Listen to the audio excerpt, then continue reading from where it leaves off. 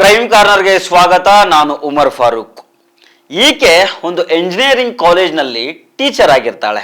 ಅಲ್ಲಿ full time duty ಮಾಡಿದ್ರೆ ಮದುವೆ ಚೌಟ್ರಿಗಳಲ್ಲಿ ಪಾರ್ಟ್ ಟೈಮ್ ಡ್ಯೂಟಿ ಕೂಡ ಮಾಡ್ತಾ ಇದ್ಲು. ಆ ಪಾರ್ಟ್ ಟೈಮ್ ಕೆಲಸ ಏನು ಅಂತ ಕೇಳಿದ್ರೆ ನೀವು ನಿಜಕ್ಕೂ ಶಾಕ್ ಆಗ್ತೀರಾ. ವೀಕೆಂಡ್ ಅಂತ ಬಂದ್ರೆ ಸಾಕು ಈ ಟೀಚರ್ ಅಮ್ಮ ಮದುವೆ ಚೌಟ್ರಿಗಳನ್ನ ಟಾರ್ಗೆಟ್ ಮಾಡ್ತಾ ಇದ್ಲು. ಅಲ್ಲಿಂದ ಚಿನ್ನಾಭರಣಗಳನ್ನ ಹೆಗರಿಸ್ತಾ ಇದ್ಲು. ಈಗ ಬೆಂಗಳೂರಿನ ಬಸವನಗುಡಿ ಪೊಲೀಸರು ಈ ಟೀಚರ್ ಅನ್ನ ಅರೆಸ್ಟ್ ಮಾಡಿದ್ದಾರೆ. ವಿಚಾರಣೆಯ ಸಂದರ್ಭದಲ್ಲಿ ಒಟ್ಟು 3 ಪ್ರಕರಣಗಳಲ್ಲಿ ಈಕೆ ಭಾಗಿಯಾಗಿರೋದು ಕಂಡು ಬಂದಿದೆ. ಈ ಟೀಚರ್ ಅಮ್ಮನ ಸ್ಟೋರಿಯನ್ನ ಡೀಟೇಲ್ ಆಗಿ ನೋಡೋಣ. ಆದರೆ ಅದಕ್ಕೂ ಮೊದಲು ನೀವಿನ್ನೂ ನಮ್ಮ ಚಾನಲನ್ನು ಸಬ್ಸ್ಕ್ರೈಬ್ ಮಾಡಿಲ್ಲ ಅಂದರೆ ದಯವಿಟ್ಟು ಸಬ್ಸ್ಕ್ರೈಬ್ ಮಾಡಿಕೊಳ್ಳಿ. ಹಾಗೆ ಈ ವಿಡಿಯೋವನ್ನು ಕಡೆ ತನಕ ಮಿಸ್ ಮಾಡದೆ ನೋಡಿ.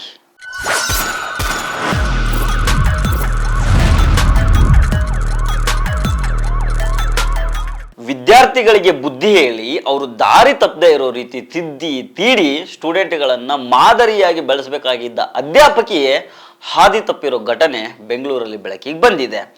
ವೀಕ್ ಡೇಸ್ ಅಲ್ಲಿ ಪ್ರೊಫೆಸರ್ ರೀತಿ ಕೆಲಸ ಮಾಡಿ ವೀಕೆಂಡ್ ಬಂತಂದ್ರೆ ಸಾಕು ಮದುವೆ ಚೌಟ್ರಿಗಳಿಗೆ ಕಣ್ಣ ಆಗ್ತಾ ಇದ್ದ ಖತರ್ನಾಕ್ ಟೀಚರ್ ಅನ್ನ ಬಸವನಗುಡಿ ಪೊಲೀಸರು ಅರೆಸ್ಟ್ ಮಾಡಿದ್ದಾರೆ. ಅಂದ ಹಾಗೆ ಈ ಟೀಚರ್ ಹೆಸರು ರೇವತಿ. ಮೂಲತಃ ಶಿವಮೊಗ್ಗದವಳು.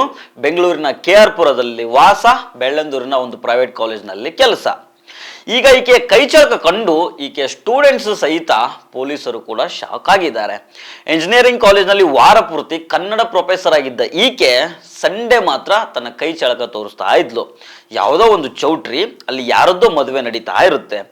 ಈಕೆ ಅಲ್ಲಿಗೆ ಸಂಬಂಧಿಕರ ರೀತಿ ಗೆಟಪ್ನಲ್ಲಿ ಹೋಗ್ತಾ ಇದ್ಲು. ಯಾರಿಗೂ ಅನುಮಾನ ಬರಬಾರ್ದು ಅನ್ನೋ ಕಾರಣಕ್ಕೆ ಒಂದು ರೌಂಡು ಎಲ್ಲರನ್ನ ಮಾತಾಡಿಸ್ಕೊಂಡು ಬರ್ತಿದ್ಲು. ಆಮೇಲೆ ಅದು ಹೆಂಗೆ ಎಗರಿಸ್ತಾ ಇದ್ಲು ಗೊತ್ತಿಲ್ಲ.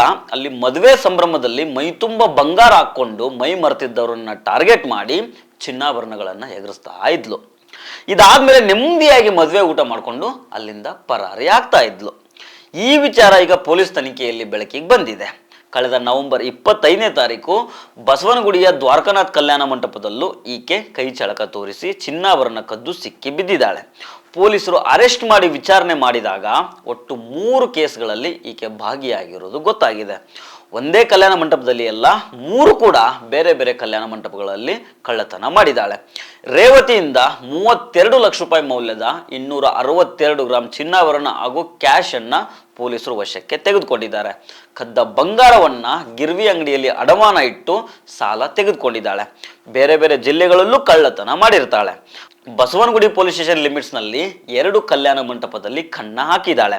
ಕಳ್ಳತನ ಮಾಡಿದ ಒಂದಿಷ್ಟು ಚಿನ್ನದಲ್ಲಿ ಗಂಡನ ಹೆಸರಲ್ಲಿ ಗೋಲ್ಡ್ ಲೋನ್ ಮಾಡಿಸಿ ದುಡ್ಡನ್ನ ಪಡ್ಕೊಂಡಿರ್ತಾಳೆ.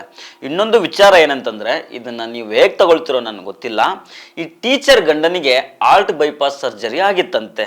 ತುಂಬಾ ದುಡ್ಡು ಖರ್ಚಾಗಿತ್ತಂತೆ. ಇದಕ್ಕೋಸ್ಕರ ತಾನು ಕಳ್ಳತನ ಮಾಡಿರೋದಾಗಿ ಪೊಲೀಸರ ಮುಂದೆ ಹೇಳ್ಕೊಂಡಿದ್ದಾಳೆ.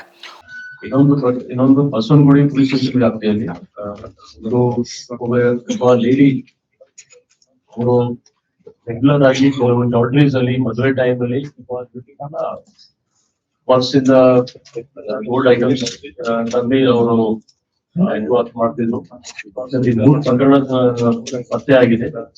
ಇನ್ನು ಕೆಲವು ಇರ್ಬೋದು ಪ್ರಕರಣ, ಬಟ್ ಇದು ಬಹಳ ಒಂದು ಯಾರು ಪರ್ಟಿಕ್ಯುಲರ್ ಆರೋಪಿ ಇದಾರ ಅವರು ಅವಳು 3 ಕೇಸ್ ಆಲ್ರೆಡಿ ಹಳೆ ಕೇಸ್ ಕೂಡ ಇದೆ ಅವಳ ಮೇಲೆ. ಮತ್ತೆ as A temporary lecturer college ಅಲ್ಲಿ ಕೆಲಸ ಮಾಡ್ತಾ ಇದ್ರು.